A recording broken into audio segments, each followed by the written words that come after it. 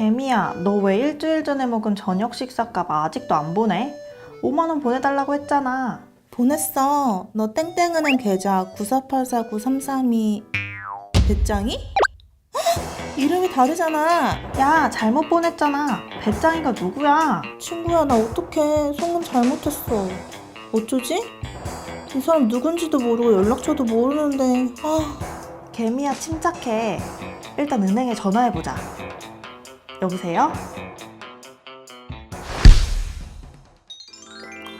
최근 인터넷 모바일 뱅킹 등 비대면 금융거래가 늘어나면서 김개미 씨처럼 차고 송금을 하는 경우가 많이 늘어났습니다.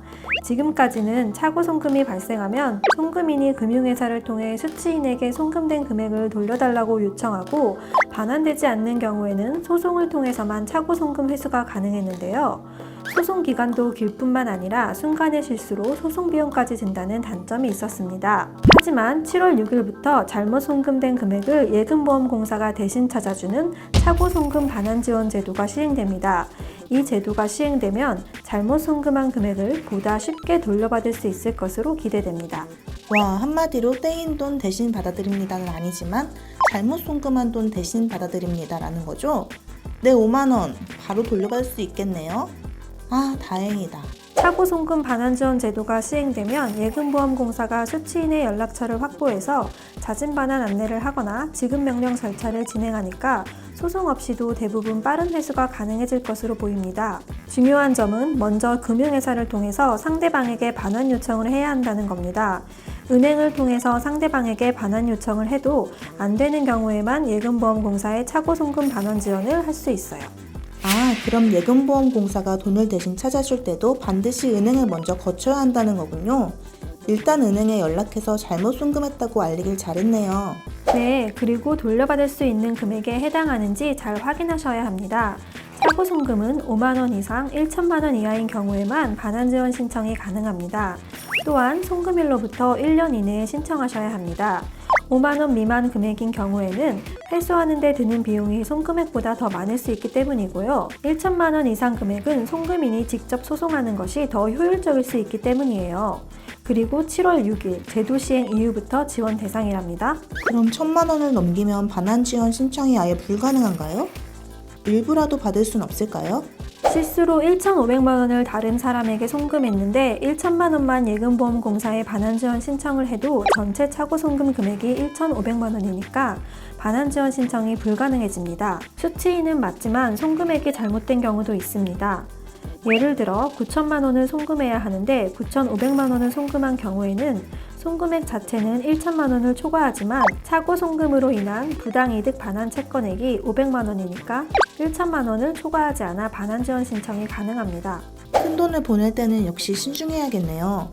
그런데 5만 원 미만은 회수하는 데 드는 비용이 많다고 했는데 예금보험공사에서 돈을 받아주는 대신 수수료를 내야 하나요? 네, 맞아요. 예금보험공사는 자진 반환 안내 또는 법원의 지급 명령을 통해 잘못 송금한 금액을 회수하는 경우 영업일 3일 이내에 실제 회수된 금액에서 회수 관련 비용을 차감한 잔액을 송금인에게 돌려줍니다. 여기서 회수 관련 비용은 우편 안내 비용, 지급 명령 관련 인지대, 송달료와 인건비 등입니다. 차고 송금 회수에 드는 비용은 개인별로 다를 수 있으니 꼭 확인해 보시고요. 제가 간편 송금으로 그냥 계좌도 모르는 사람에게 잘못 보내는 경우는 어떻게 해요? 다른 사람의 은행 계좌로 송금하면 일단 은행에 전화한 다음에 예금보험공사에 신청하라고 했잖아요. 그런데 토스나 카카오페이 같은 간편 송금 앱에서 잘못 보내도 돌려받을 수 있나요? 은행이나 투자매매 중개업자, 저축은행, 신협, 새마을금고, 농협, 수협, 산림조합, 우체국 등 모든 금융회사 계좌와 토스, 카카오페이, 네이버페이 등 금융위원회의 선불전자 지급수단 및 발행 관리 업무를 등록한 송금 서비스 업체 계정을 통해 차고 송금을 한 경우 반환 지원을 신청할 수 있습니다. 단 수취인이 이용하는 간편 송금업자의 계정으로 송금을 한 경우에는 예금보험공사가 수취인의 이름과 주민등록번호를 확인할 수가 없어서 반환 지원 신청 대상에서 제외됩니다. 금융회사 계좌에서 금융회사 계좌로 보내는 건 반환 지원 대상이고요. 간편 송금 계정에서 금융회사 계좌로 보내는 것도 반환 지원 대상입니다. 금융회사 계좌에서 간편 송금 계정으로 보내는 건 현재는 송금 자체가 불가능하니 해당 사항이 안 되고요. 간편송금 계정에서 간편송금 계정으로 보내는 경우에만 반환지원 신청 대상에서 제외되는 거랍니다.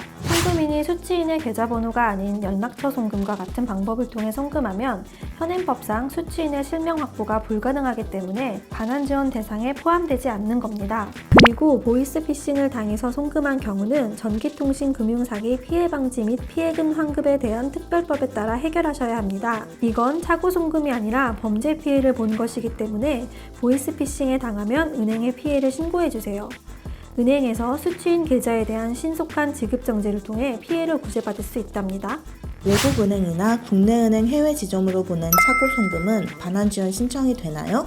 외국으로 보내는 건 받았는지 확인이 어려워서 특히 보낼 때 까다롭게 확인해야 하고 불안하기도 해요. 차고 송금 수취인 계좌가 외국은행, 국내 지점이 없는 경우나 국내 은행의 해외 지점에서 개설된 경우에는 반환지원 대상에서 제외됩니다. 만약에 예금보험공사가 나서서 돈을 돌려주라고 했는데도 수취인이 안 돌려주면 어떡해요?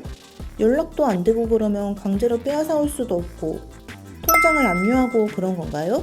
수취인과 연락이 닿지 않는 등의 사유로 반환이 안 되면 예금보험공사가 송금의 채권을 매입하여 회수하게 됩니다. 수취인이 그때에도 반환하지 않으면 예금보험공사는 지급명령을 통해 잘못 송금된 금액을 회수하게 됩니다. 만약 이 과정에서 수취인이 이의를 제기하면 수취인과 송금인이 소송을 통해 해결해야 하고요. 다행히 회수가 완료되면 예금보험공사가 비용 공제 후 잔액을 송금인에게 돌려주게 됩니다. 그런데 이걸 악용할 소지는 없나요? 원래 보내야 하는 돈인데 잘못 송금했다고 예금보험공사에 거짓말하면 어떻게 되나요? 신청인이 거짓이나 부정한 방법으로 지원을 신청한 경우에는 당연히 반환 신청이 거절됩니다. 차고 송금이 아닌 것이 객관적인 자료로 확인되는 경우에도 신청이 취소되고요. 관련 소송이 진행 중이거나 완료된 경우에는 예금보험공사가 우편이나 전화, 문자메시지 등으로 반환 신청을 취소할 수 있습니다. 특히 차고 송금이 아닌데 거짓으로 반환 지원을 신청하는 등 신청인 때문에 반환 신청이 취소되는 경우에는 취소 시점까지 발생한 비용은 모두 송금인이 부담하게 되니 신중하셔야 합니다. 제일 중요한 걸 안 물어봤네요. 차고 송금이 다시 제 통장으로 돌아오는 데는 얼마나 걸려요? 예금보험공사는 자진반환 및 지급명령을 통해 회수가 가능한 경우 신청 접수일로부터 약 1, 2개월 이내에 반환이 가능할 것이라 하네요. 아하, 궁금증이 많이 풀렸어요. 5만 원 이상 돌려받을 수 있다고 하니 나는 예금보험공사에 신청할 수 있겠구나. 그 전에 은행을 통해서 돌려받을 수 있으면 더 좋겠지만 안심이 된다. 개미야, 아까 들었잖니? 7월 6일부터 시행되는 제도라서 소급 적용이 안 된다고. 넌 은행 밖엔 답이 없어. 아, 맞네.